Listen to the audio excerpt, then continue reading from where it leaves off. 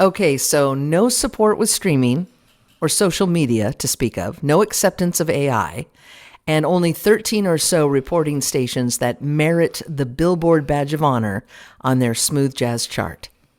Don't you deserve better? The Stream Girls have a lot to say. This is coming right up. Check the Stream Girls. They got the Stream Girls. Check the Stream Girls. They've got a lot to say. The Stream Girls. From Los Angeles to the Monterey Bay. For the Monterey Bay. Started streaming for the boys. Knew what was up. I'm up. California dreaming. Here to light the world up. If you know, you know. If you don't, you in your own way. You know, you know. If you don't, you in your own way. Hey, Sandy Shore here. Cheers, it's Donna. I'm back. Hey, Donna, cheers. So the reason we are so focused intently on streaming to the degree we are is that because there are fewer traditional outlets catering to niche genres like smooth jazz. And so while adult contemporary, what they call hot AC, country, classic rock, all continue to dominate music genres on terrestrial radio, basically the hits, right? Fringe formats like smooth jazz, chill out, electropop, lo-fi hip hop, all are gaining an amazing amount of listenership on online and alternative music outlets, basically on the streaming platforms. Which it did in 2000. Just want to point that out. Exactly. And this is what I was going to say. 25 years ago, smooth jazz was heard on FM radio in nearly every single major market in the United States. It is just not the case today. In fact, when we launched smoothjazz.com 26 years ago now, back in 2000, we knew we were ahead of the curve, right, Donna? I mean, we knew we were. Nobody understood a single thing about what we were doing. People looked at us like we were from Mars. No, but I think we saw something that we thought could translate worldwide, right? We saw the acceptance live, like when you go see it live at our concerts. There was an exuberance and excitement. There was young people loving it as well as older people. It transcended a lot of these boundaries that radio tends to put on music. Definitely. And we just had a hunch that if we put it out to the world and we included more people in it, that it would expand beyond what happened at FM. And it did. And it's doing it again. Well, we were just so far ahead of the curve back then that it was actually quite lonely if you think about those days. Yeah. We totally knew that we were on the right track because it sounded so good. It was creative. It was everything radio should be, right? Deep mixes of music, new music, library stuff, album tracks, deep cuts, as people like to bring back today, all of that. But it was lonely because we had to wait a long time for the world to catch up. It was a year before iTunes popped in. It was 5 years before YouTube launched after us. 8 years later, Spotify came on. And then Amazon started selling MP3s somewhere around 2007.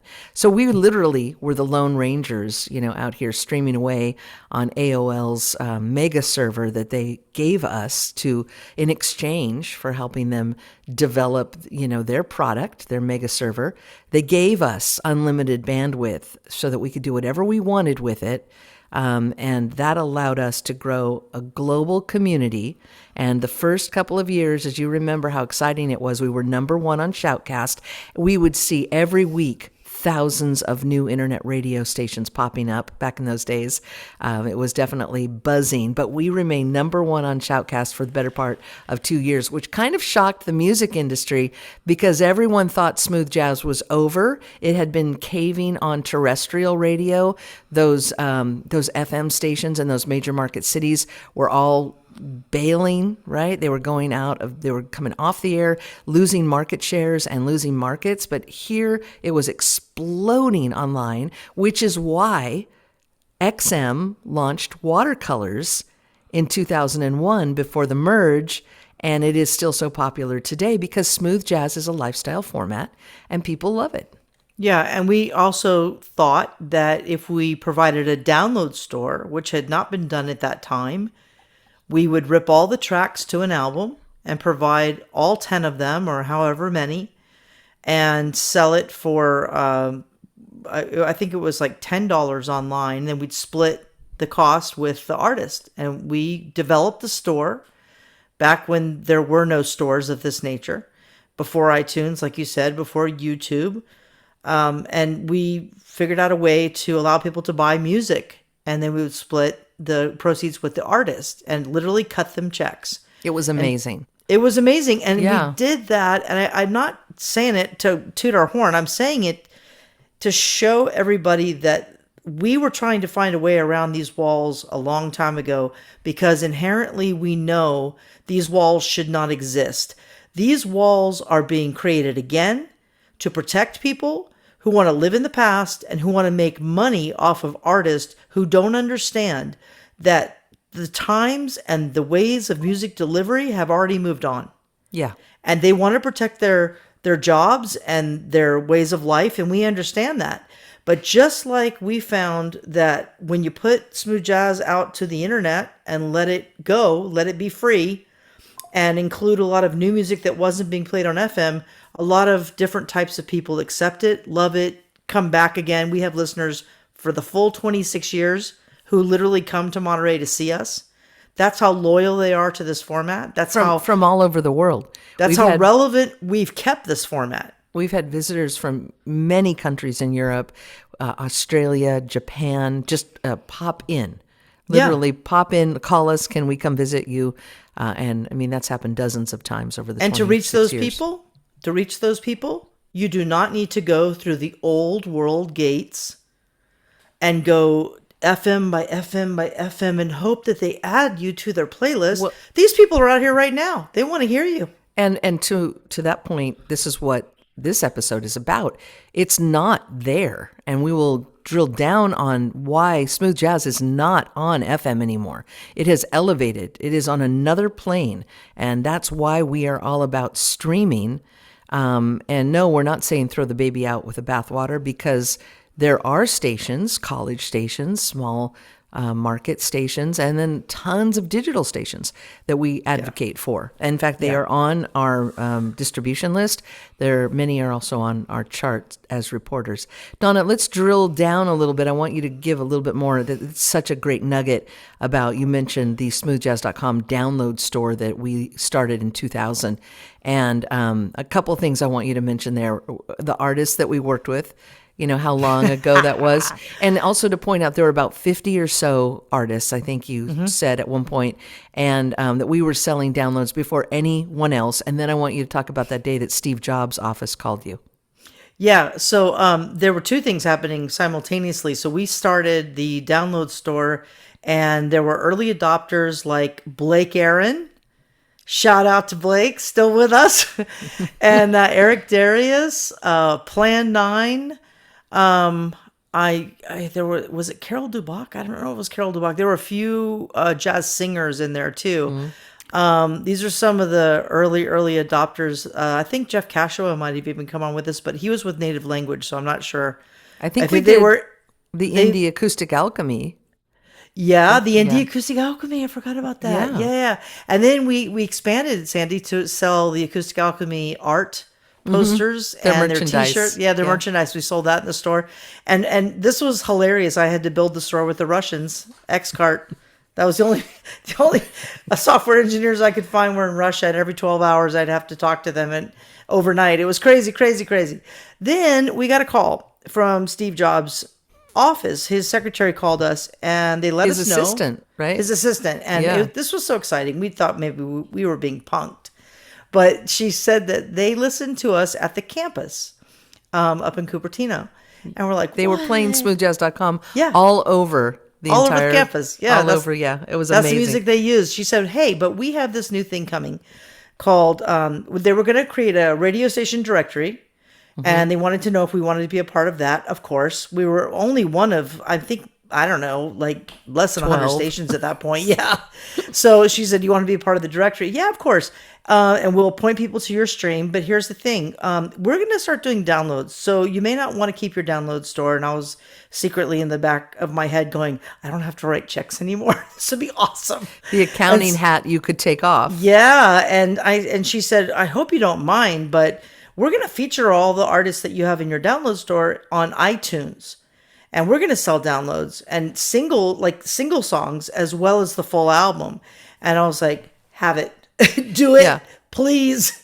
It was so cool. That was the beginning days of the everything, remember? And you said, Yeah. I will to I will. iTunes. Yes, You were so exactly. it was just really an honor to get a call from Steve Jobs directly, his office. And then anytime we had any issues, once we rolled out our iTunes station over there, Yeah. all we had to do was call Steve's office, and they would always say, well, Steve wants to send his best. And Yeah. and Steve wants to take care of you. We It's like, we okay. were we were heard and seen by people that we had no idea, we would never presume would even care Yeah. about our station or what we had done. And to this day, we've had people over at Soundstack, which was part of Live 365, as we told you last time, and they say to us every time, they're like, to have you guys on our platform is an honor. You're one of the pioneers, and your listener numbers are insane. And we're like, really? Okay. Well, we thought, Yeah. everyone would catch up. And I know there are a lot of stations out there now doing really well. We don't claim to be better than anyone. Well, we might, but that's okay. According That's to another them, story. well, I think the 12 years of free bandwidth really helped, and we kind of have an insane amount of people listening. Yeah, and I'm only kidding. The reason why about being better, I'm just joking. Just But joke li- away. I'm not, but no. But streaming is the number one destination for smooth jazz. That is a fact. Yeah. Anybody who wants to arm wrestle me on that, you please feel free to call She me. works out. Don't do it. But I'm telling you now that streaming is the number one destination for smooth jazz, not terrestrial radio. No. And this is why we are focused on it, and why we believe it's just so important that you, as a recording artist, that you focus on it too. Because here's something I want you to pay very close attention to. 2% of streaming is dedicated to jazz. That includes contemporary jazz and jazz. And while that doesn't seem like a lot, on Spotify alone, that translates to over 12 million listeners per day. It's over 4 million a day on YouTube Music, on Amazon Music, also over 4 million a day, and over 2 million a day on Apple Music. This accounts for billions of song plays per year for smooth contemporary jazz on the streamers. That's massive. That is why we are so, focused on getting you to streaming, making sure your streaming brand health is good, vital, and that people can find you. So when your radio advisor tells you that streaming doesn't matter, this is what they're missing. And when they tell you that radio is the most important thing in an artist's career, this is what they don't know. Yeah, and they're also looking at the Hot 100 on Billboard versus the Billboard Smooth Jazz Songs chart. They're also looking at, like you said, pop radio, country radio. Yes, that's why there's a Billboard Hot 100, because it's tapping into that part of radio. But I want to mention, and I'm going to post this on the Stream Girls Facebook page And Instagram. and Instagram as well, that we were sent an article from someone in the industry in 2024. So that's only 2 years ago. As broadcast radio struggles to compete, morning show hosts are losing their jobs. That was 2 years ago. These are major stations, even in the pop world, where the morning show hosts are being fired, just like what happened to you and Talia and all of the folks who worked at the Wave eventually. I mean, everyone eventually succumbed to this. Not sure that's I'm not sure that's a word. We'll use but it today. They fell to the axe, right? And this is just going on 2 years ago. It's still going on today because we just heard that iHeart let a lot of people go, right, Sandy? They're downsizing. Yeah, I just posted that. Yeah, they just again, I can't remember the number, but it was a ton of people that just lost their jobs in like the Boston market and a lot of markets. But they've been downsizing for quite a while now as they begin to streamline their content. Right. Because Yeah. everyone knows that as we discussed last time, that advertising dollars are all going online. So hanging out on FM, you're going to be asking for donations. You're going to be working at a college where you're funded by the board of, regents or whatever. You're not really going to be getting those advertising dollars to keep the station online. Mostly, like Sandy said, college radio, which the ones that do play the jazz, there are two that are 24/7. KUMB is one of them. And they love it. And they're very supportive. We hear from them a lot. If you ever want to see our reporters, go over to smoothjazz.com/charts/reporters. It's very easy to find under the charts menu button. Yeah, once you get into our charts section, which is off of the main page, just click on charts. Yeah. and you go see recap. That's going to show you pretty much everything for the week, and then you're going to be able to find all kinds of buttons to go see our chart reporting stations. You can actually click on them, listen to them. We're very transparent, and I keep hearing this word thrown around, Sandy. Someone thinks they're transparent, but finding that you cannot find the Billboard reporting stations anywhere on Billboard, nor can you see the chart because it's behind a paywall. Yeah. But even if you get behind that paywall, which we have, it's very hard to find who the reporters are, but we know who they are.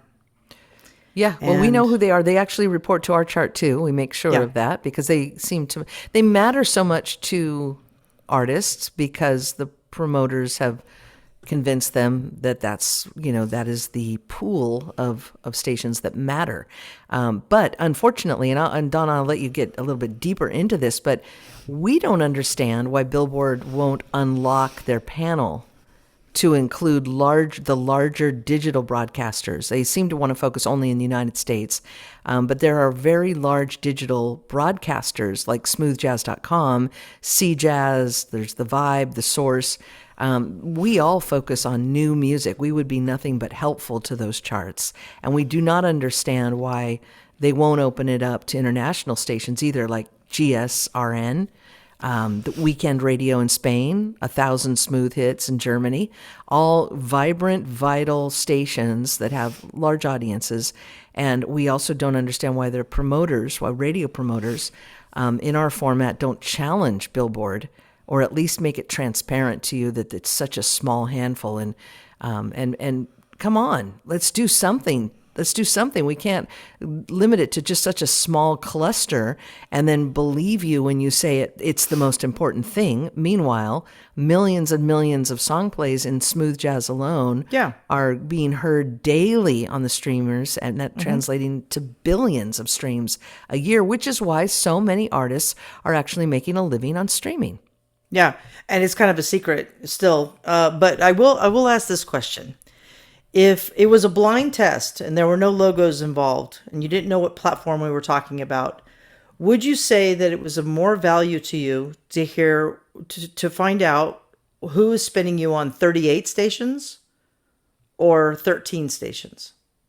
So you're saying if I didn't know that it was Billboard, because we like that brand name, Yeah, would you rather know that I was being featured on 38 stations versus 13? Of course. I mean, in this case, more is more. Right. And so you agree that a chart's job is to show the real view of how many stations are playing you. It is. And I think we need to repeat this again and again and again and again, because I know it's confounding to some. They may think we're making it up. But, you can ask your promoter or anybody in the industry. There really are only about 13. We never know if it's 13 or 14 or 12 or 13. It's shifting a lot because stations go offline and they're not adding very many on. But it's important to note that Billboard as a business, as an entity, has over 250 charts. That's what they do now. They have they're also an industry online publication, and I hope you understand that they do focus on pop music and popular music. And so this smooth jazz genre that we are in is just a niche, and it is not a niche that they're invested heavily in, which is why nobody's really understanding that there are all these stations out here digitally that could be part of this panel. And so that's why we are where we are, but somebody's got to do something. I mean, I don't have a number to call, or I would. I mean, I can keep looking. Well, we've reached out. We've reached out for years, and we almost Yeah. had a green light from the former editor, and somehow that was declined or denied, and we checked all the boxes to get in on the panel. Oh, we know how it was. We know why it was declined specifically. They see us as a competing chart, so we're kind of a confusion to people because we're all things, right? We've developed an online radio station. We developed a chill out station as well. We developed a mobile app that plays both of those things. We developed an advertising model for the artist to find another way to market other than needing a record label, taking part of their income. So we've basically given a platform so that artists could have an independent career and run their own business. We developed an email blast system. We've developed relationships with radio stations beyond the Billboard 13 and the FMs that are left, and we've gone worldwide with that. We've developed event relationships so that we can help you get bookings. And I don't think people, quite frankly, know what to do with us. And a monitor chart on top of it. We also have a database for music supervisors to help with artists getting placed on television and movies, soundtracks. So, I think what I'm trying to say is, as a business owner myself, us being on Billboard or not being on Billboard as a reporting station really doesn't matter to me because they're not invested in smooth jazz. So it would be like me going and buying a car that is getting ready to close up because I would not do that because that means I won't be getting new parts for it. I can't get it serviced.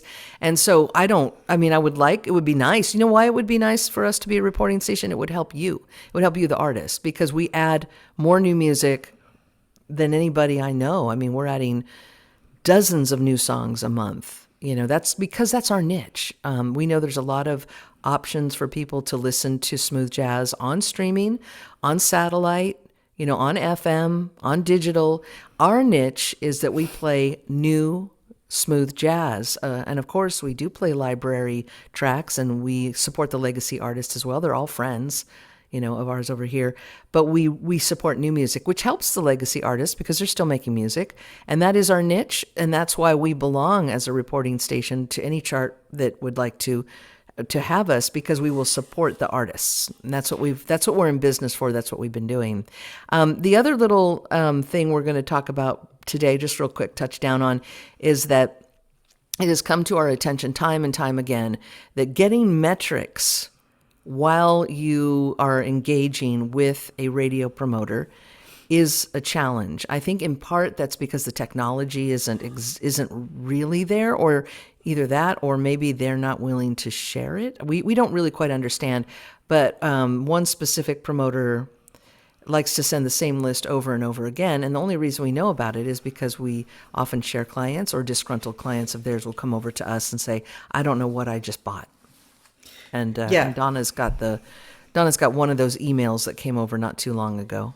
Yeah, so two things. One of the things that will be said is that Billboard can't have international stations on their roster because Nielsen only knows how to measure the U.S. stations. That is not true. I mean, that may be true if you're only tapped into Nielsen, right?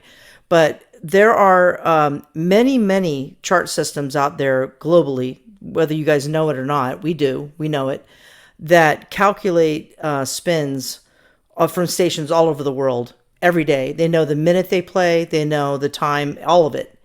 And it's all done with the ISRCs and the metadata in the songs, right? YouTube knows it. Spotify knows it. All of this. So that is a defunct argument. I would just like the artist to ask, and if I were an artist and I were trying to make money in this, I would want to ask, who is it benefiting for Billboard to limit the view to a pinhole of stations that are playing you? Who is it benefiting? That can't be true because, as I mentioned before, they have 250 plus charts that they publish, and many of those are combined charts in other genres that do monitor stations around the world that also include ticket sales and streaming numbers, and they're very high tech. They're powered by Mediabase. I mean, Right. they're well funded and they're extremely high tech. So the only reason smooth jazz is not fortified or formidable in their world is because somebody over there doesn't care. They're dismissing the genre. As I say, they're not that into you. They're not that into smooth jazz. Well, or also maybe it benefits someone that it's a small roster because there's less stations to have to convince to get you that number one, right? If there were 38 stations to have to contact, or 50 or 80 or 100 stations, that would require more work, right? I mean, maybe, I don't know. I'm going to push back on that one because I've known these promoters for most of my life. And, I remember when they called 70 stations, and they don't mind that. That's their job. They're good at that. Right. That's what they were good at. Back in the day, that's what they did. So I think it is a little dismaying on some level to these promoters that they're down to a baker's dozen. I think it is dismaying, but I think it's also a livelihood. And I think that that's where they are. I don't see any action to cure. Yeah. I don't see anything coming from them to say, okay, we can't get Billboard to change, so we're going to expand how we offer promotion. We are going to touch down in the digital arena. We're going to figure it out. No, they just keep telling you that it is the most important thing, and we're saying it's not. And I'm sorry, I know it's a direct conflict, but again, no one's saying to throw the baby out with the bathwater here. Do it all. Focus on it. But just so that you understand as a recording artist, and if you're independent, as a label owner, that streaming is giving the most attention to smooth jazz out of any other delivery system serving up music. Yeah. So I printed out one of these lists that we've been sent multiple times by many, many artists who are frustrated and who have actually tried to ask questions and not gotten any answers. And to me, I think the smooth jazz format should be as professional as any other format. I don't think it should just be, I don't know, kind of thrown away, right? Copy and pasted. Yeah. So we provide tracking right off our chart, right off of the chart itself. You can go to smoothjazz.com charts, and on the right-hand side, it says details. And you can click, if you're a client, you can click right off of the chart and go right to your tracking page. We also email this out to all of our clients. If you're not a client, you cannot get that detail, but we have it for all of the people ready for you online to view at any time. It shows you how many spins each station has given you, if they've added or dropped you, and what the trend is, right? So it gives you a lot of detail. Plus, you can click through to that station to thank them for the airplay right from the chart. I think that's basic, and we should offer that. This, however, is what the artists are getting, and I'm holding it up for those of you who are playing the home game. So yes, because we're on video. As shocking as that has, but podcasts are now video. This is page number 2. Well, that's blurry, and Donna. Page number 3, and the list goes on and on, and it's somewhat broken down into Billboard Billboard stations, and then it's Smooth Jazz Network stations, and then it's Florida Smooth Jazz Network stations. But there's no headers. It's very hard. I can't even get the paper apart. So there's. But these are not stations that these artists have been added to. These are stations they sent your song to. Yeah, the list just goes on and on. So if you get this email, which is all the font sizes are different and colors are different. So what that's from, you guys, is when someone just rehashes an email over and over. They don't even bother reformatting it, right? That's just lazy, in my opinion. Files are corrupt. Yeah. So anyway, that's a technical term. Okay, this list has come over to us many, many times. So. The artist that we were working with, I said to her, why don't we dig down? Why don't we try to find out what's going on? So I did a deep dive on this, and this list, I've done this over the years, guys. This was back from 2000. This has been going on a long time. You're not getting disgusted again, are you, Donna? No. Okay. Anyway, okay. So I counted 111 stations listed on that email, right? That non-formatted email. And here's what it broke down to. Out of 111 stations listed, 49 were verified as playing smooth jazz, 24/7, only 49. Oh, so let me just convert this to what you're saying. Donna's now about to break down each and every station that's on the list. I think it is really important, really quick, to throw in there that if you are working with this promoter, they send you this list as if it looks like you're being played on these stations, but that's really who they just mailed the song to. Now she's going to break it down, right? You're going to convert it over to what these stations are, what kind of stations they are. Right? Yes, but I am going to tell you at the top of the email, it actually is titled Smooth Jazz Airplay Update Week 7 of 8. Okay, so this says Smooth Jazz Airplay Update. Yeah. If I were an artist, that implies to me that I've been played in all these stations. But we know for a fact they haven't been. No, because there's no spin data. And you also researched it per client. This is the most important thing. If it is chart tracking, it has to have spin data. They have to show you how many spins you got on that station. If they added or dropped you, it's very easy. It's a table. Mm-hmm. It's like an Excel spreadsheet. It's a table. We format it with beautiful colors. That's just one way to do it. But this is not a way to do it. This is obfuscation, in my opinion. What is that word again? Obfuscation. Okay. And it's because of the cranberry juice. I see. In Doug Wilson's There's class. nothing. Oh, Doug Shout Wilson. Shout out to Doug Wilson. D.S. Wilson, yeah. Thanks for the glass, Doug. Nice It's marketing. cranberry juice. Cranberry juice is fouling me up. Anyway, okay, so out of the 111 stations on that list, and I've been told by artists it's 150 now, 49 were verified. I actually went and listened to all the stations to see if they actually played smooth jazz. One was a DJ listing, not even a radio station. 15 were actually off the air. They weren't stations anymore, but they were still on the list. 8 had flipped formats to other genres of music. And our name for Smooth Jazz Global, smoothjazz.com, and all the different ways you can say our name, we were listed 4 times, as if we were 4 different stations. 35 of those were the Florida Smooth Jazz Network. How many? And 35. Wow. So one network had 35 stations. Mm-hmm. And he has 40 plus now. He has even more of these repeater stations. So and now I listen to every one of them. I'm geeked out that way. So 9 of those were unique streams. Okay. 26 of those were repeats duplicates of the 9 streams. Okay. They're the same simulcasting. They're just the same stream, but they had a different set of call letters on them. So this is another thing we're seeing, and I just want to point it out that the promoters are really advocating to take networks like that and put every single station they have on the network in the reporting panel. Yep. And there are folks out there right now, I'm going to say they're pretty opportunistic in our genre. They're capitalizing on famous call letters that are defunct now, and they're multicasting them from 1 or 2 or 3 servers. And those stations, by the way, are not coming from the cities that they were in back in the 90s when they were famous. And the promoters are pushing for these pop-up stations to be on the chart reporting list so that you think there are more stations than there actually are.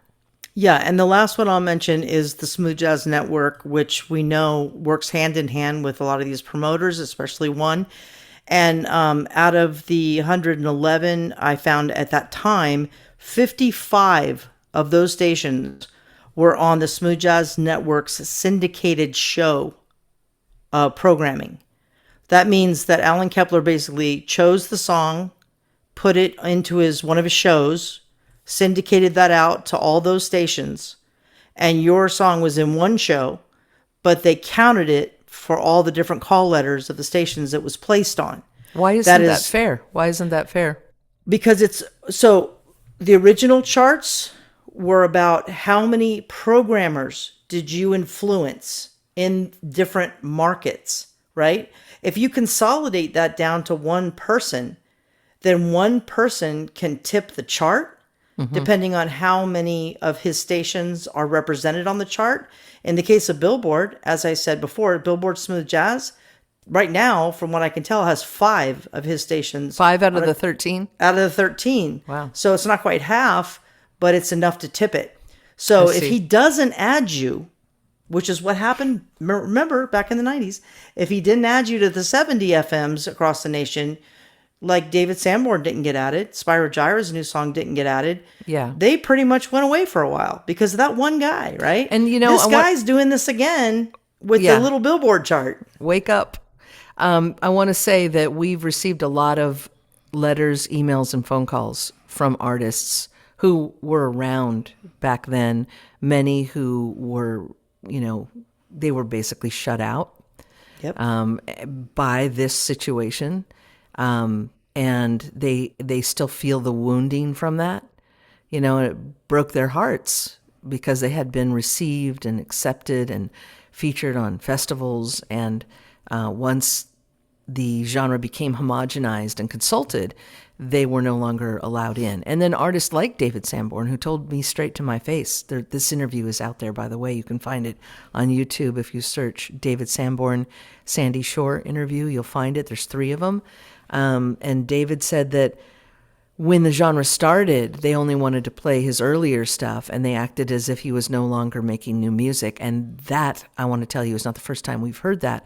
Over 26 years, we've heard that 100 times or more. And so it is important that we remember the past so that we don't repeat it. That's part of our education system here. And speaking of that, Donna, as we come to the last lap of this episode on the Stream Girls, which we're calling Stream On, it is time now for our very famous Level Up portion of the show. Very famous. Very famous. People just hang around waiting for this section. It's called Decode and Debunk, right? This is where we go in and we talk to you about, let's level up, people. Let's level up. And here's today's question on leveling up. Why in the world are you not verifying your artist accounts on the DSPs? DSPs are digital streaming platforms. That includes Spotify, Apple, Amazon, YouTube Music, and all the rest. And I see a lot of artists that have not claimed their artist name. They've not verified their name. Therefore, they have no bio, they have no images, and therefore they are not making a connection with their audience, and they're not making an introduction to new listeners. So I ask you why, when this is a free service, and I can't tell you how many people, myself included, complain about today's economy, right? I mean, we all are like, what are we going to do?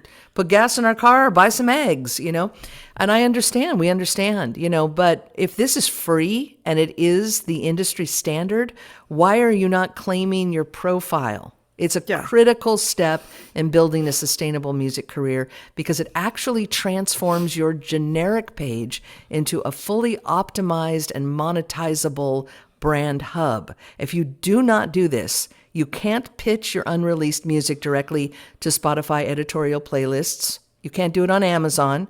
And if you don't claim your artist name, then you cannot unlock that very precise geo and demographic data that will show you who's listening to your music and where you might be able to book a tour date. That's all free. This is all free. So with your verified accounts, you'll be able to sell official merchandise if you are so inclined, upcoming concert tickets, etc. And how do you do this? We have an education section on smoothjazz.com. You can go there, or you can just start snooping around and put artist.spotify.com, artist.amazon.com, artist.apple.com. Go and claim your artist's name. It's free and no more excuses. And if you need help, there's a little thing that we're going to talk about coming up called Gemini, ChatGPT. Yeah. Claude will be happy to help you know step-by-step how to, any tech support. They're really good at it. You can actually show them screenshots and they will help you fill out the right things. But here's my question I want to leave everybody with. Why, even if your job is old school radio promotion, or you run a record label or whatever, you've been doing it for a long time, props, respect. Why in God's name, even if you don't believe in streaming, even if that 0.0001 pisses you off, why would you let anyone, why would you let them talk you out of opening the channel to see?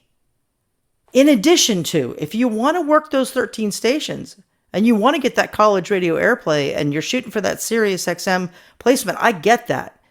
But why would you not go set up your DSPs correctly just on the off chance that brings you a little more revenue that maybe you didn't expect? What does it hurt, right? It'll bring you revenue. You're leaving money on the table. So that is a good question. Yeah. Why are you leaving money on the table? Yeah. If the radio promoters want to keep being paid to go after these 13 stations, you need to make money, right? You better go stream then. You better go turn your streaming money on. Why would you discourage an artist from making revenue on a new format, even if you don't believe in it? That I cannot answer. That is for you guys to answer. And we're here to help you work it out. But yeah, don't leave money on the table. We're glad to help you if you would like our services. We are available. Back to our artists that have been reaching out, and so much nice email and comments on social media. And thank you so much for following us on YouTube. That means a lot to us on Spotify and on our social platforms, the Stream Girls. And we got the greatest gift recently from one of our favorite guitarists one of our favorite musicians in the genre. He's just been plugging away for years and making great music. John Carey sent over kind of a little response theme for the Stream Girls, a custom song. We're going to sign out with it today. And this is John Carey as we say goodbye, and we'll catch you on the next episode of the Stream Girls right here on wherever you're podcasting. Enjoy this song from John Carey.